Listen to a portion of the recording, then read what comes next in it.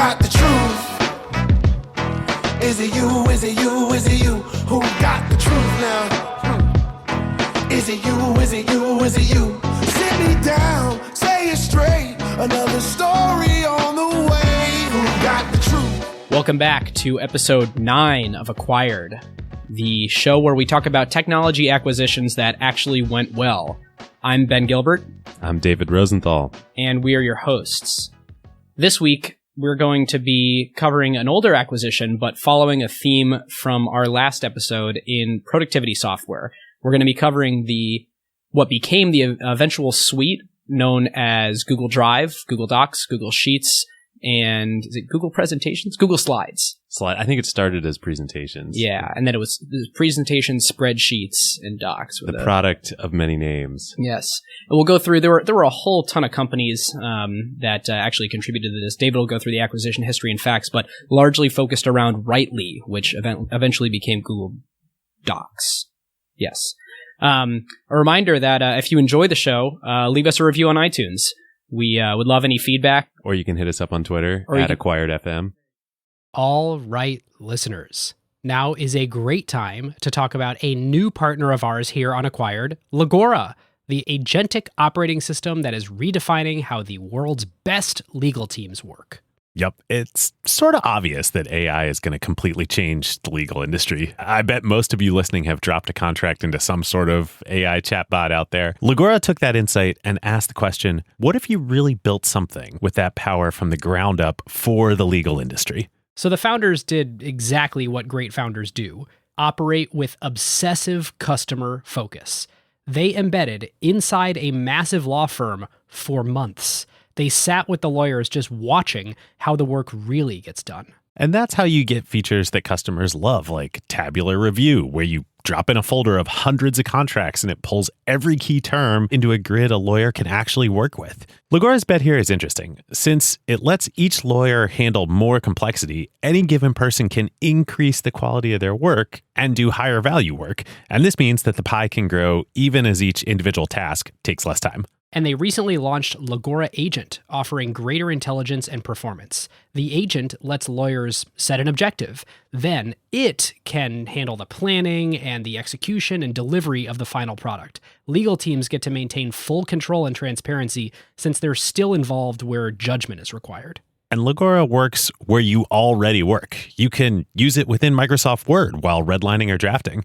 The early Legora numbers essentially speak for themselves. When they have a head-to-head pilot with their top competitor, they win 70% of the time. Legora now has over 100,000 lawyers on the platform from 1,200 legal teams in 50 countries.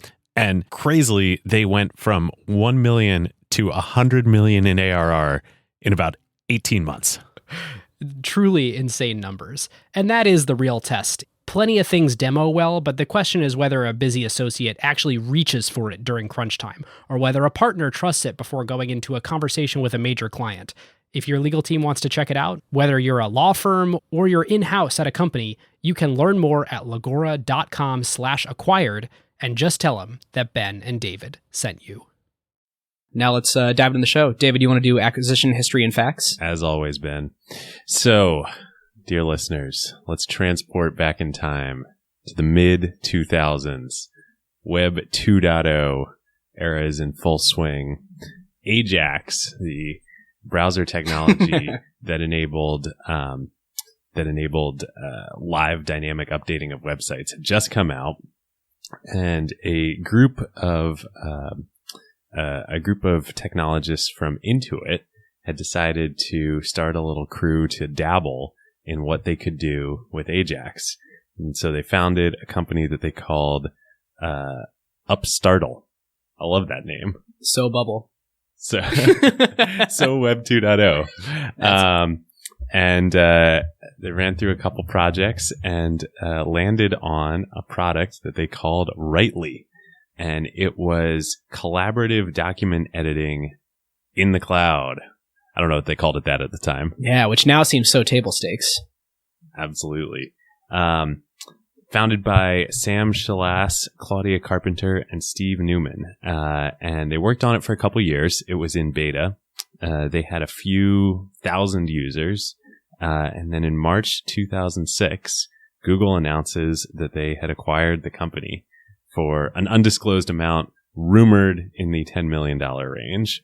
What's interesting, they'd only hired one person over those 2 years. So it was the three founders and one other former Intuit employee, Jennifer Mazan. And they all joined Google and became PMs in Google Docs. And what's interesting is that this was actually the second acquisition that Google had made in their online office productivity suite. The first was another company, a smaller company in New York called 2Web Technologies that they'd actually acquired in 2005 that was working on Excel 2Web. Well, that was something that they brought into Google Labs, right? And I think Google Labs created the first Google spreadsheets before Google Docs even launched. Yes. And this was all happening right around the same time. So Google Spreadsheet launched in Labs in June 2006. Rightly was acquired in March 2006. And then shortly thereafter, in the beginning of 2007, Google Docs, based on Rightly, was released publicly. Yeah, I think it was Docs and Spreadsheets were actually merged right around that time. And you could go to docs.google.com and I remember the header actually said Google Docs and Spreadsheets, one big long thing. Yeah. And it looked like they just kind of like took the Spreadsheets view and just interjected some of your docs in there and you could sort by date. But that was pretty much all the integration they had. Yep. And then shortly after that launched, two more companies that Google acquired in 2007, Tonic Systems and Zenter, which was an early Y Combinator company, both of which were working on presentation software for the browser. That's right. Tonic largely the back end and Zenter largely the front end. And it's pretty amazing how quickly Google turned these acquisitions around. September 2007, Presentations was launched, and finally, there is now a full suite of Microsoft Office-esque productivity software in the cloud. That's right, but don't ask Eric Schmidt that. When they announced Google Docs and Spreadsheets, he definitely told a gigantic audience full of people that they were not indeed competing with Microsoft, and it was not a competitor to Office. I wonder if our last episode's guest, Kurt Delbenny, was listening at the time. Yeah. And then some might say, the rest is history. However, interesting side note of history. 2007, the same year these final acquisitions happened and the full suite was released by Google. June of 2007, Dropbox is founded.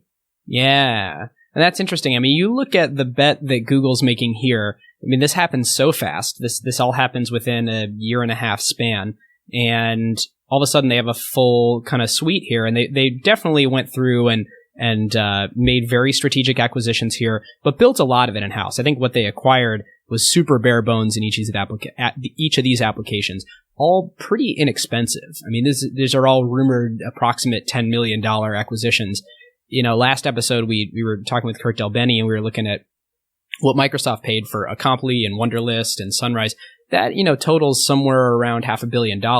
And when Google is getting into to dabble in this game, which is the really inventing the market for cloud productivity, super cheap because that wasn't, people weren't flocking there yet. People didn't realize that, I need collaboration tools in real time where I can look at the other person's cursor in my document. It was largely a toy at that point. Yep. And, I think these are all really interesting examples of the buy versus build that we were talking about with Kurt a little bit last week. And what's interesting, and one of the reasons I brought up Dropbox being founded around then, all these companies, these 5 or so companies that Google acquired that became the backbone of Google Docs, there were all these rumors, I don't know if you remember, Ben, around the time for years about the mythical G Drive. Yeah, that's the right. G Drive. It was coming. Didn't launch. It was the Dropbox killer. It was the Dropbox killer, and it didn't launch until 2012. And, and one could imagine, we mentioned Zenter was an early Y Combinator company, as was Dropbox. How might history have been different if Google had decided that they would accelerate their Drive efforts by acquiring Dropbox or Box at the same time? Yeah, it'd be interesting. Very interesting. All right, with that, should we move on to acquisition category? Yeah, let's do it. Because I think there's a lot of... This episode, I'm most interested in the fast forwarding to today and looking at, how does this impact Google's business as a whole? So I think, let's happy to just blow right through acquisition history and facts now onto acquisition category.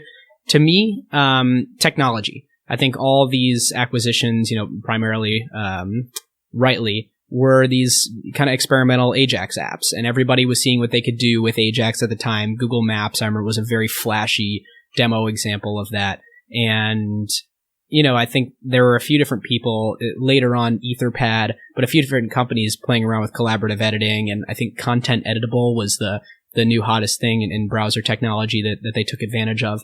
And, this is just acquiring, sort of that, the people that were doing that right.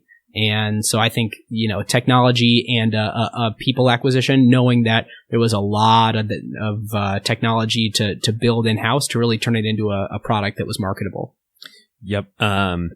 It's interesting. I was going to go with business line for this category, but this is such a... when we started doing this, talked about doing this episode, we said it was going to be on Rightly, but as we were doing research, we realized, there are these really 5 or so companies, and none of them too much further along than any of the other ones. Exactly. And I think this really, to me, crystallized this being a classic. Google decided they wanted to get into the business of productivity apps, and they wanted to take a typically Google bent on it and put them in the browser instead of being installed software on your PC. And they decided to get into this business and made the judgment that buying was going to be a faster way to get there than building in-house. Yeah, it sure does feel like a case study in the buy versus build. I mean, I think that dropping, let's say, $50 million shortcutted their time to market dramatically and put all that right brain power in-house right away. Yep. And what's interesting is it's also...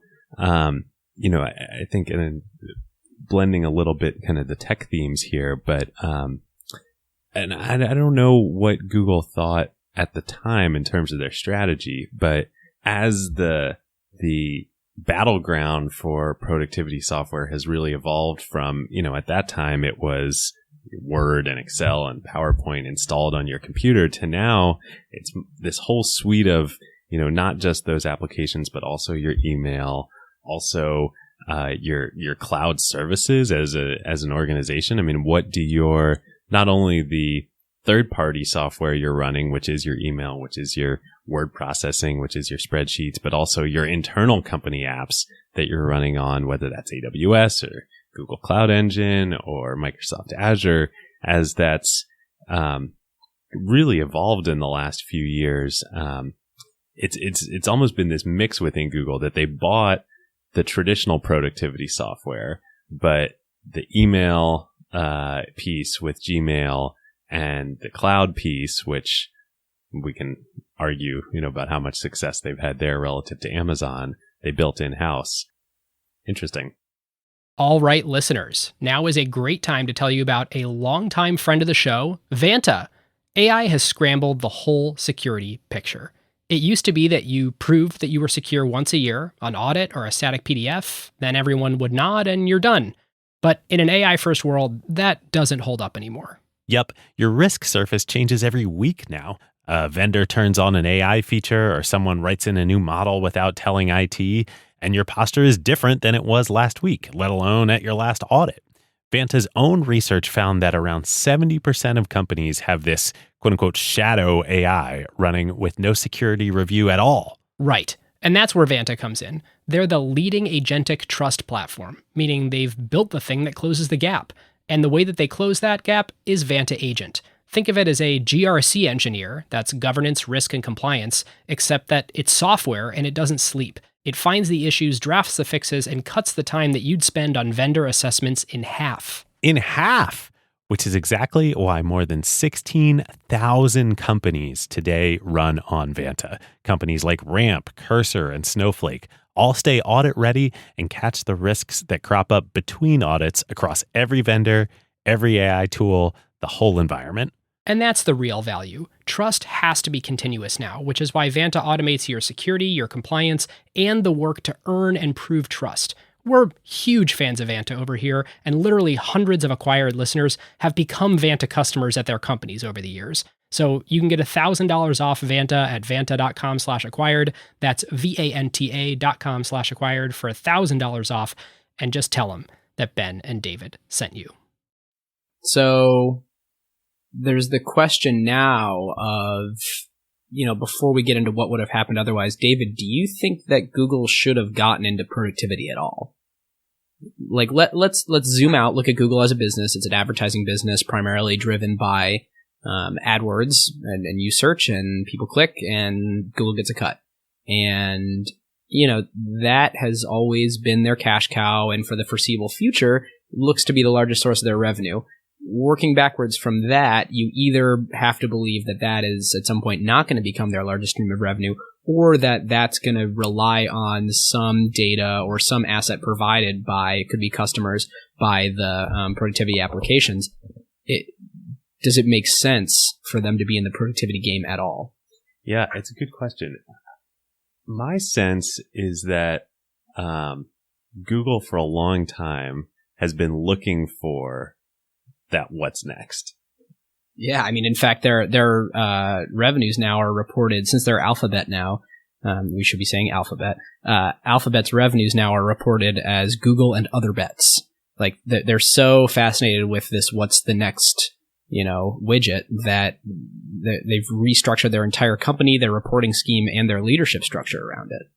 It's interesting, and Microsoft had this challenge too for a long time. I mean, they were the Windows company, the operating system company for a long time. Yeah. And I think perhaps longer than a lot of people would have expected, that has continued to be an incredible cash cow for them. But now we're in the throes, as we talked with Kurt last week about, what is Microsoft today? It's, a mobile first, cloud first company. It's not an operating system, an office company. And for Google, they're the search company. They've been the search company now for nearly 20 years. And when did... Wow, I feel old. Yeah. Not quite 20 years, but 18 years. Google is going to college, Google's graduating from high school this year, and they're going to college. If we had a coin name for naming episodes, that's what we'd name this one. And I think this is a big part of the question of what does Google want to be when it grows up? Mm. And actually, I think a relevant other acquisition, flashing forward to today, Google recently acquired a company called Bebop, which was founded by Diane Greene, who was the founder of VMware. And Diane was on Google's board. And Bebop was nominal. They hadn't released their product. It was still in stealth, but nominally making, productivity software for the enterprise. Now, I don't think it was Word and Excel type productivity software, but it was software, helping enterprises build their applications. And Diane is now taking over the entire cloud business for Google, which includes all of Google Apps and Google for Work. Yeah, it's interesting. Well, two directions I want to go with this. The first one is, okay, maybe they've been obsessed with big bets the whole time. I mean, Google itself, the core Project Backrub, the whole academic research project into organizing the world's information and releasing the best search engine and the one that's the most sustainable on an ongoing basis. That was an enormous bet. And I think that now they're thinking totally crazy with these moonshot ideas. When they started with Google Docs in 2006, like, they weren't doing self-driving cars, and they weren't doing balloons that deliver internet, and they weren't doing a lot of these huge projects. So maybe this felt like a possible big bet to them for the future of their company, looking at Microsoft and seeing that productivity of that era was such a cash cow, and is just now sort of dwarfed by how big they're thinking with all their current big bets. And this was sort of like an early on possible big bet that we're seeing that's sort of legacy. Like, I'm not sure Google would go into this space starting today. Yep. I agree. But it's interesting to go back to that time, and I wonder if Google, sitting here today in 2016, Microsoft, as much as they've had a resurgence in the last couple of years, they're not as relevant in terms of the most important strategic players in landscape and technology, but going back to the mid 2000s with Google looking at Microsoft, and I wonder if they saw the Windows Office, two legs of the stool, the non-balancing stool, and thought, gosh, those two core businesses in an operating system and productivity, and they thought about themselves and said, if we want to be like Microsoft, our analogy for operating systems is search. We're the operating system of the web.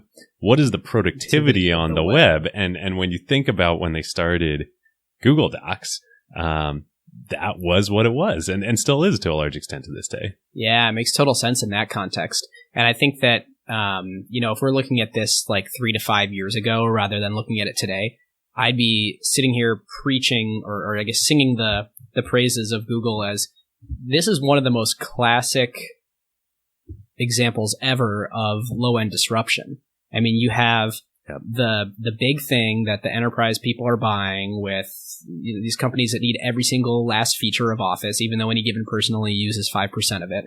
And most of them use the same 5%, but you need all those features because that's how you get the big enterprise contract. As you know well, did you stuff all 100% of those features into Office for iPad? No, it was fun. We got to rethink the lightweight productivity, we called it, which is super fun. But in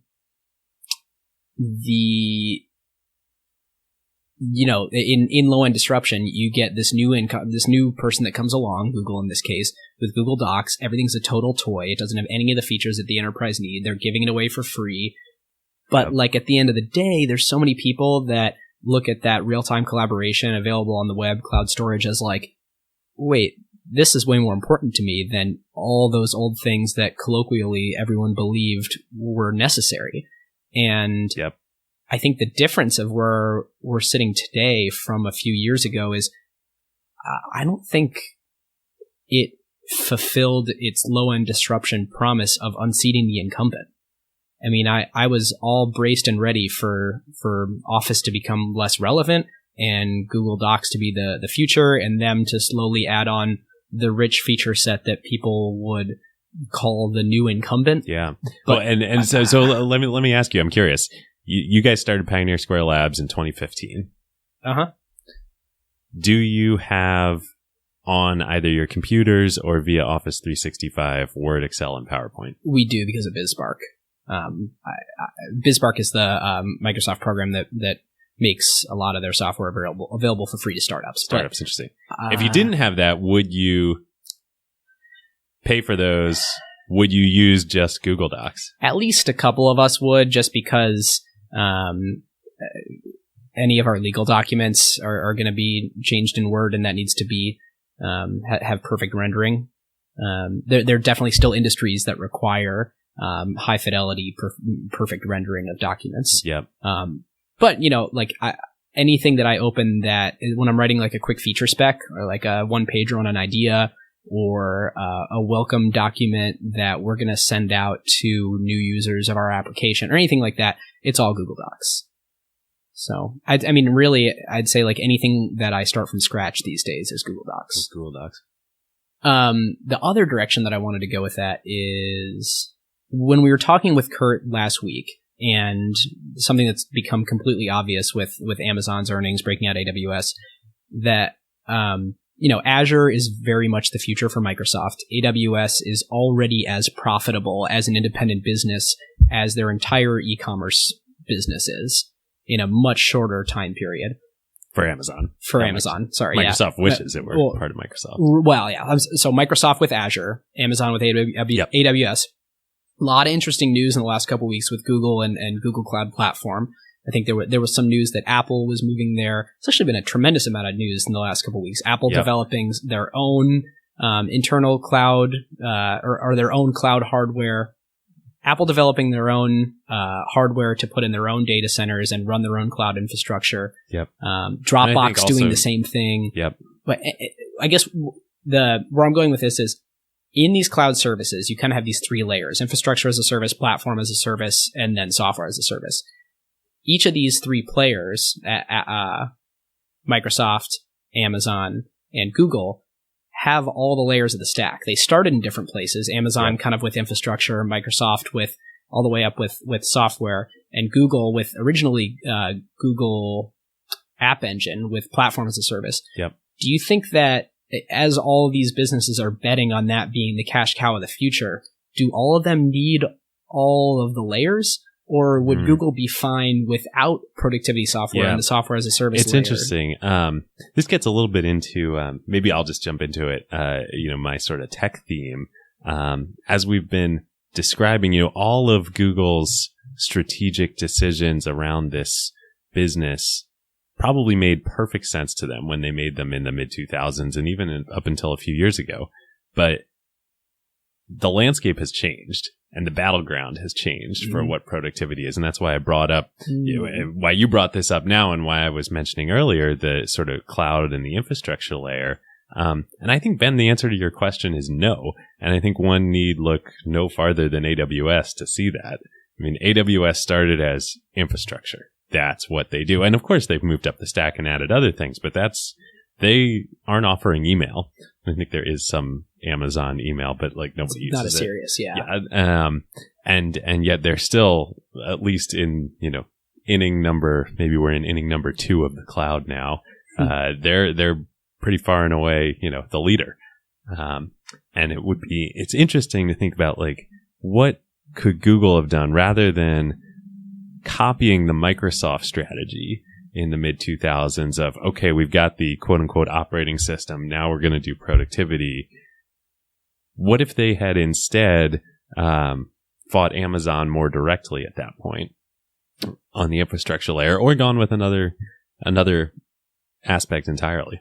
Well, yeah, it's interesting. I think with Google App Engine, you were locking yourself into like Google's proprietary data storage, and you had to use Python. It was like when you were looking at the cloud services in inning number 1 or the top half, the choices, it like wasn't apples to apples at all, because you're like, well, I'm going to either build for Google App Engine or I'm not. I don't really get choices around that.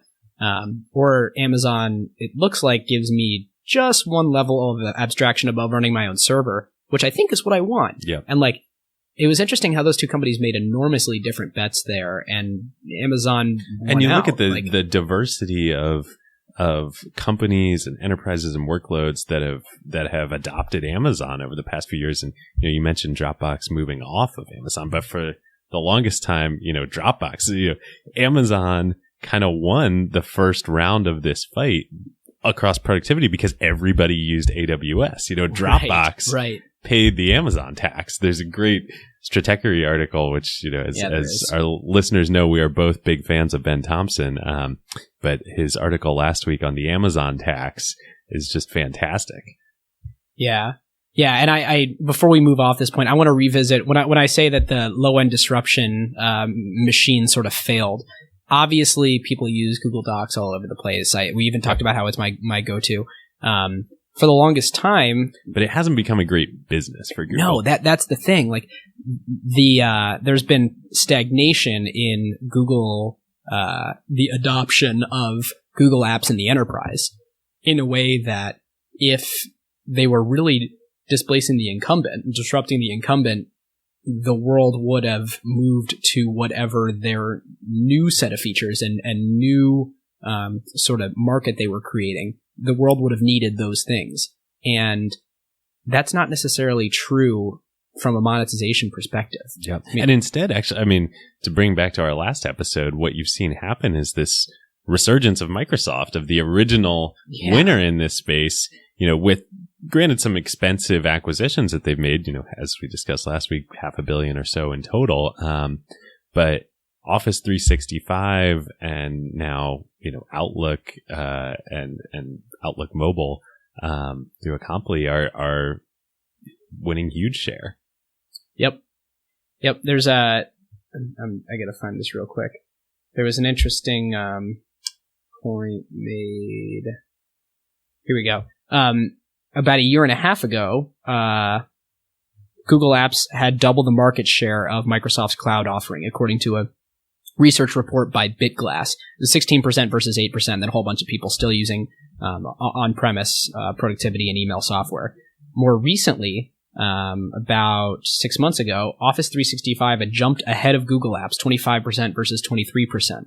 And it's a thing where Microsoft got their act together in Office 365 and building the cloud productivity tools. And like, to be honest, I worked on what was then Office Web or Word Web App before they were called Office Online. It's actually my internship at Microsoft, and like it was a joke compared to Google Docs. I mean, I was writing specs and looking at Google Docs for like, well, how did they do it as a reference, and then figuring out, can we do it better? Side note, nope. Not a good place to be as a product team. No, we were totally like trying to fast follow, but built on much older infrastructure, and it was kind of a nightmare. And what's happened is really like the native clients on all platforms at Microsoft have become excellent through building and buying. Yep. And the cloud applications have held their own, and you can do real-time collaboration now with Microsoft's applications. And even if the user experience, which in my opinion of their cloud applications is still below Google's, they're at least able to tell that story to the enterprise, and Google hasn't won out. And what's really interesting here is that I don't think anyone would argue that the cloud versions of Word and Excel and PowerPoint are great or beating or resurgent or beating Google Docs. But what is it? Doesn't matter. Yeah, it's the wrong battleground. It's the wrong battleground. Microsoft is still capturing the majority of the value in productivity. Google is capturing almost zero right now in terms of the dollars being spent by enterprises and individuals on productivity. And Amazon is just taking a tax on everybody else. Yep. God, this is such a good case study in incentives. I mean, I think like if I'm ever struggling to understand a business, taking a step back and saying, what is every party incentivized to do, brings instant clarity.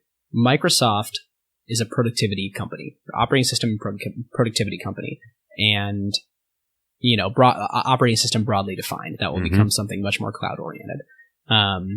Google is an advertising company, and it's not like this low end disruption was coming from the company that represents the future of productivity. It was coming from an advertising company looking for their next thing. So when push comes to shove, Microsoft needs to defend their castle, and they weren't defending it against a productivity upstart. They were defending it against an advertising company that was looking at it as sort of an afterthought. So in my opinion, the atrophy of Google Docs in fighting that war, or in fighting whatever war they should be fighting, where it's going, is largely because they have problems to think about in the future of their advertising business, what it means as they transition from desktop to mobile. And we haven't gotten into Android yet at all, and I think we kind of stay away from there. But like, future episode. Yeah, they have advertising problems that they need to address that are more serious. Yeah, it's a great point. I mean, think about it this way. Like, you're Larry Page, Jeff Bezos, and Steve Ballmer, and then Satya Nadella. Like, how much is productivity on your mind? Like, what percentage of your mind share does that occupy? Jeff Bezos, probably 0. And Larry Page, I don't know, 10%, right? Like, and Ballmer and then Nadella, like, 90%. Yeah. Who's going to win? Right. Or maybe not who's going to win, but who's got their back against the wall and has the most at stake to make sure that they give it their best shot. It's true. All right, listeners. Now is a great time to thank our longtime friend of the show, ServiceNow. If you are running a large enterprise, AI agents are likely spread across every team, and deploying them is no longer the hard part. Yeah. The hard part is knowing what permissions they have, what employees are using them for, or what decisions AI is making. AI security for an enterprise at scale is not a small concern. Like, the risks are real. Exactly. And the challenge with AI is governing it, securing it, measuring it, and making sure that it actually delivers value. That is why ServiceNow built the AI Control Tower. Yep. AI Control Tower gives enterprises a single place to see, manage, govern, and optimize AI across the entire business. And it works with any AI, not just theirs. Every device on your network, every permission across every system, every AI agent visible and secure in one place. And ServiceNow can do this because they've spent more than 20 years building the operational backbone of the enterprise, the workflows, governance, approvals, security controls, and institutional knowledge that power how work actually gets done across IT, HR, customer service, finance, and security. ServiceNow already runs more than 100 billion workflows annually and trillions of transactions for more than 85% of the Fortune 500. So when companies need a place to govern AI at enterprise scale, they're building on a platform at the center of how their business already operates. And in a future that isn't going to be one AI, it's going to be thousands of AI agents working across every function of the company. But the question is, who's managing them all? So if you're trying to turn AI ambition into real business outcomes and make it work safely, securely, at scale, go check out servicenow.com/acquired and tell them that Ben and David sent you. All right. What would have happened otherwise? Well, I mean, it's hard to say. This actually is a really interesting one. Had these companies, let's take Rightly, for instance, had that been an independent company launched publicly and let's say they built Google Docs, what would that look like? Yeah, it's interesting in thinking about the incentives. Like, then would we have had a true low-end disruption event where, you have a true new productivity company going after an old dinosaur? Or were they still fighting an unimportant battle? Yeah. Well, and let's look at, let's look at Box and Dropbox here, because these are the closest comps we have. Would Rightly have gone into storage, maybe? Yeah. Is that interesting? Or, storage, that Box and Dropbox obviously did, today, who knows what'll happen in the future, but I think with both of those companies, Apple should buy Dropbox. Well, there's history there. Well, it's a different person making that decision now. Yes. We're referring to Steve Jobs famously offered to buy Dropbox for $1 billion, I believe, something around that. And then I don't know that it was ever first disclosed. He called it a feature, not a company. And then when he came back with his tail between his legs, then Drew Houston told him that politely declined. But again, who knows what the future holds? But sitting here, March 2016, do we think Box or Dropbox could ever be a company at the scale of Microsoft or Google or Amazon? Personally, I think that's hard to see. Yeah. Oh man. If it does go that direction, it's Box going the Microsoft route and Dropbox pioneering some new. Well, they need consumers to pay, which is a really hard thing to do for utility file storage thing like that.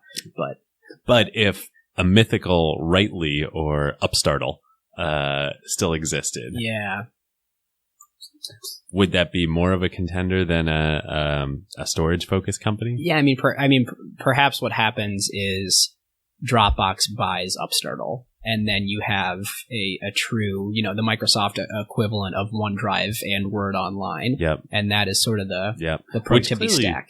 Clearly, Dropbox has, had these thoughts as well. I mean, they bought Mailbox and they bought several other companies. God, that is a company that's not good at acquisitions. Future episode. Yeah. All of Dropbox's body's buried. That's mean. Yeah. Yeah. All right. I already did my tech theme.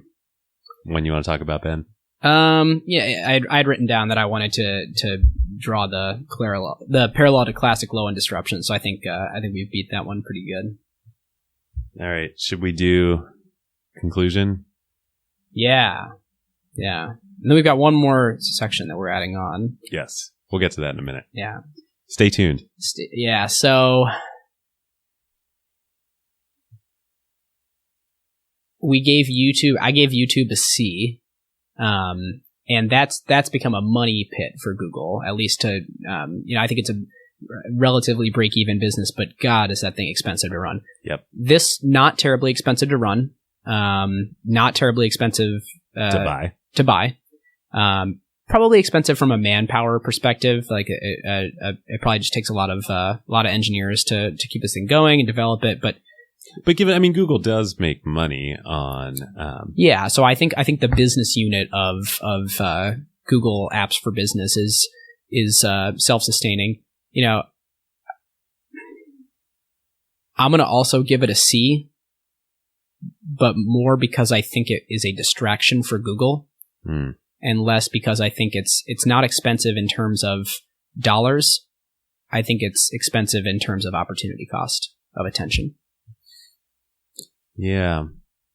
Interesting. So you're making an argument, not this specific argument, but a sort of category argument that by acquiring these companies and taking a productivity focused strategy for several years, adopting that at Google, it was actually a major distraction from either their core strategy within search or finding another sort of, leg of the stool that would be a better fit with their core capabilities as a company versus trying to go down a path that they really weren't equipped to succeed in. Yeah, I mean, I think at the end of the day, Google was looking for a second huge business, much like for Microsoft, they had Windows and then they had Office.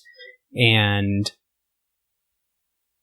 there's some argument that it contributes to their existing business, but they were going after selling productivity tools, and that just didn't become a huge business for them. I mean, it's a decent business. I think it's a self-sustaining business. It's a profitable business, but it's not a Google scale business. Yep. It's not a huge business. Right. And I think for many years, that was where they were focusing energy. When really, there's a big potential problem with their current business as things go more mobile.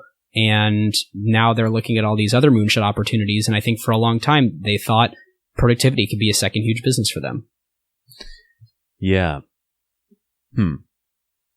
So I was going to give this acquisition a B for many of the reasons you initially started talking about. Well, it wasn't a huge success, but they didn't spend a lot of money, and it's not losing a lot of money for them, or consuming a lot of capital like YouTube.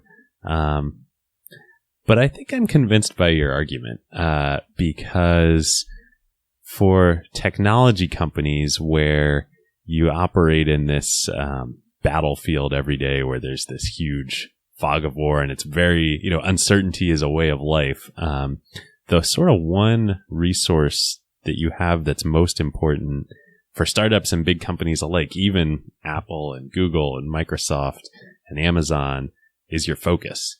And this was a pretty major dilution of focus for Google for a long time. Obviously, they've been very, very successful in things like search and Android, and many others. But that resource is very precious. And for both of us working with startups, this is what we coach founders all the time, focus, focus, focus. This is the most important thing. It's all that you have as a startup. I think I'm convinced, Ben. I'm going to go B-. Still more generous than me. All right. So we have a new section, and this is a section where we talk about things that a media or a movie or a TV show or something we're reading or a book or a new publication or something we find fascinating. And in true lingo, we're calling this the Carve Out. So I will start with my Carve Out from this week, and actually we'll call it since the last episode. Bill Simmons launched The Ringer. And for those of you who are not subscribed to The Ringer, it's totally sports focused, but it's really the kind of crown jewel of the Bill Simmons media empire. I think after Grantland, after his, for those of you who don't know, Bill Simmons partnered with ESPN to launch Grantland, which was incredible long form content about sports. And it was like the most incredibly well-written prose about sports you could ever read that would take you on this journey and make comparisons to pop culture and an event that happened 50 years ago and truly relatable. And Bill Simmons is a gift as a writer. And we saw him launch a podcast, and finally The Ringer, which is the thing that has it's starting as an email newsletter and a website, but it's a very small staff, and it's a kind of a new media publication that that Bill Simmons has launched after the tumultuous shutdown of Grantland by ESPN, as you know, has probably made sense. It's a very expensive property. But I'm going to read a quote from the first email that went out, Bill introducing The Ringer, and he does this great little section where he talks about all the names that it could have been. And this is just one of the reasons why he's a great writer to read. But he's talking about several of the names, and the paragraph ends with Upper Echelon. Sounds like a hedge fund. Barnstorm sounds like a horse that would be favored to win the Kentucky Derby. Side 2, too insider. Grant World, too ludicrous. F off ESPN, too easy. Too easy. And I think just rarely do you ever get a startup talking about like their ridiculous naming meeting. The first email includes the classic photograph of the whiteboard with all the potential names crossed off. Nice. It's just like it's some of the most relatable writing. Even if you're not a sports person, it's just incredibly entertaining and it ropes you in. I love it. I should say too, the part of the inspiration for the Carve Out was my wife Jenny introduced me to two of Slate's podcasts, the Political Gab Fest and the Culture Gab Fest, both of which are excellent, and they both do a segment like this. So shout out to Slate and thank you to them. So my Carve Out for the week is something that I think it picks up on a lot of themes from our show going back to our very first episode. And I just finally finished, crossed off my reading list, Creativity Inc., which is the Pixar book by Ed Catmull. It is fantastic. One of the best books I've read, certainly this year, but in the past few years, best nonfiction books. And ordinarily I'm pretty tough on sort of business books. And they can often be trite and repetitive. This was none of those things. And I think listeners, if you enjoy our show, you will love this book. And the one thing I would say from it, there's so many good stories, from, Steve Jobs stories to all the Pixar history. But just general management lessons and startup lessons. But my favorite part of it is talking about the creative process and managing that creative process, which obviously Pixar is so good at. And the one of the points that Ed makes in the book is that it is always a struggle. Even at Pixar, they've done this so many times, and there's this temptation for them, even within the company, to make it, easier, to make it rinse and repeat. Why do they have to struggle every time? But if you don't have that struggle, you don't get something great. And I think that is so applicable to startups. Like I see it with the companies that I work with. Every day there are good times and bad times, but even the companies where to the outside world, it looks like it's all, I'm going to use my least favorite phrase of up and to the right, because it's always to the right, but it looks like it's all up as it goes to the right.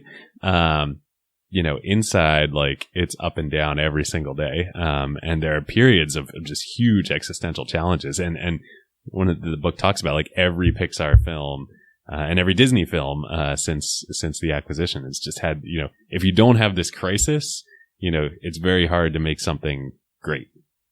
Amen to that. All right, listeners, now is a great time to talk about one of our favorite companies, Statsig. Yes, long-time acquired partner. There is a reason why the best product teams at companies like OpenAI and Notion, Atlassian, Figma, Rippling, Brex, and more rely on Statsig, whether they are iterating on their core product features or shipping AI-powered experiences at scale. Yep. In the crazy speed of today's AI world, shipping fast is just table stakes now. It's basically trivial to build and deploy your app constantly.